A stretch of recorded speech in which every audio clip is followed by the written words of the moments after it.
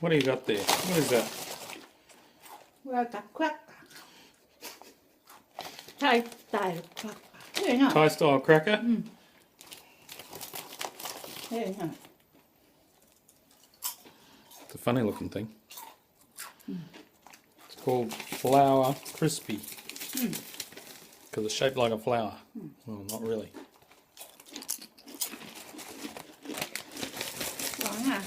Okay. Ume situation. Yeah, what's the ume situation? Oh, this is ume situation. And I cut this thing Right. for making seed, taking seed. Right. So you're going to try to grow the tree yourself. Oh, ume tree here. Where are you? You're cute when you eat crispy things.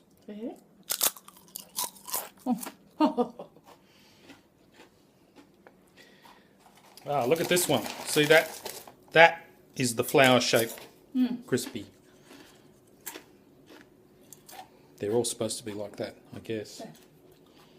But they broke. Well, yesterday I was practicing a song, and look what happened. I broke a string. Well, it's not completely broken, but it's, the core is broken. I can't remember the last time I broke a string. It's probably like 20 years ago, because I normally don't leave my strings on so long that they become old and break.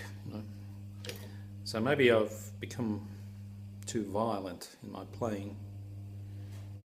Usually I replace all my strings at once, because if you just change one, it sounds different from the others.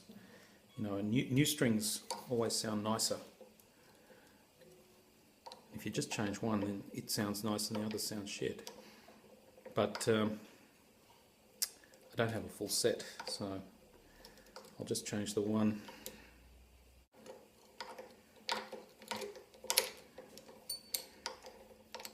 Need this tool. When I was in the band in the 1980s, I used to play mainly guitar. I played a little bit of bass as well, but mainly guitar. There was another guy in the band who was like the founder of the band, he played rhythm guitar some of the time. And he would, almost every gig, he would break a string on stage during a song. Because he never changed his strings. He only changed them when they broke. I had a very strict string changing regime. I never played more than 2 gigs with the same strings, and I never used strings that were more than 2 weeks old. So if we had, we'd typically have a gig on a Saturday. So if we had, a gig 2 Saturdays in a row, I might use the same strings, but then I'd change them for the next gig. And it's not just that you don't want to break strings, it's that old strings sound shit. As they get old, well, I guess it's mainly because they get, they accumulate grease and dirt from your skin. So you've got to wrap that around there. Right. So I need a bit of slack, like that, to allow enough so it can wrap around. But how much? That's the question. I don't want too much, because if you have too much, it sort of doesn't fit on the twirly thing. Now I'll use the tool. Make sure it's going the correct way. Bend that up so it's sort of out of the way. I've never been very good at changing strings. I mean, the physical process, it's awkward.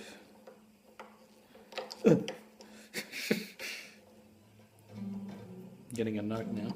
Now make sure it's lined up correctly on the bridge.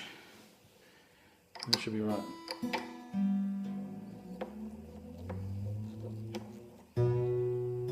That string sounds really nice because it's new.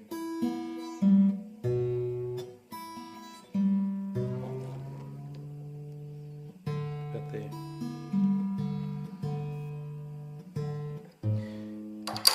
It's badly out of tune. But anyway, it doesn't matter because you put a new string on, it will not hold its tuning. It'll go out of tune immediately. Now some people will, grab it and stretch it forcibly so that it will then stay in tune. I don't like to do that. I like to just let it stretch naturally. A thing I don't understand about some people, some guitar players, is why they leave these things attached. This is just the end of the string. That end there is really sharp. That'll make you bleed, or it'll take your eye out. And some people just have 6 of these dangling off their guitar. I can't understand that. What I do is I cut it off about there. It's a couple of centimeters, and then bend that over. So there's still a moderately sharp bit there. It's not as sharp as it was, but then I bend that over so the sharp bit is not sticking out. See, that's just a round bit. It's much safer. And it looks better too. I mean, having all these dangly bits hanging off the end, it's not good. Actually, when I broke the string, I must admit, I had it tuned higher than normal. So that extra tension might have caused it to break. I had that string tuned up to the D string. I had it tuned up to E, like that.